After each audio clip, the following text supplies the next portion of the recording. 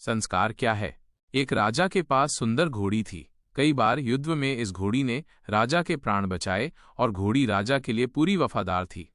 कुछ दिनों के बाद इस घोड़ी ने एक बच्चे को जन्म दिया। बच्चा काना पैदा हुआ, पर शरीर हृष्ट-पुष्ट व सुडौल था।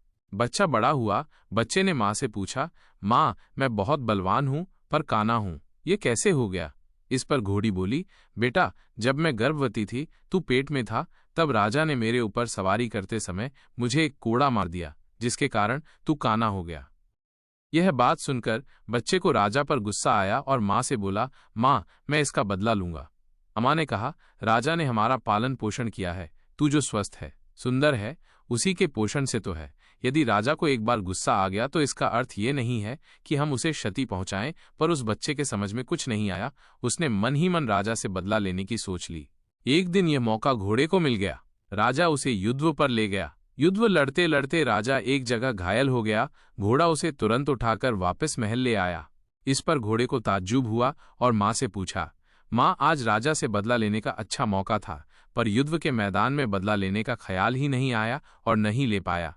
मन ने गवाही नहीं दी। इस पर घोड़ी हंसकर बोली, बेटा, तेरे खून में और तेरे संस्कार में धोखा है ही नहीं।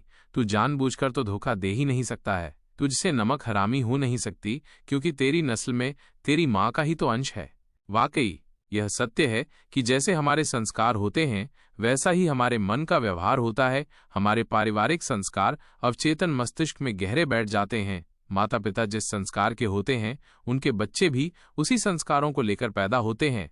हमारे कर्म ही संस्कार बनते हैं और संस्कार ही प्रारब्धों का रूप लेते हैं। यदि हम कर्मों को सही व बेहतर दिशा दे दें तो संस्कार अच्छे बनेंगे, और संस्कार अच्छे बनेंगे तो जो प्रारब्ध का फल बनेगा वो मीठा व स्वादिष्ट होगा।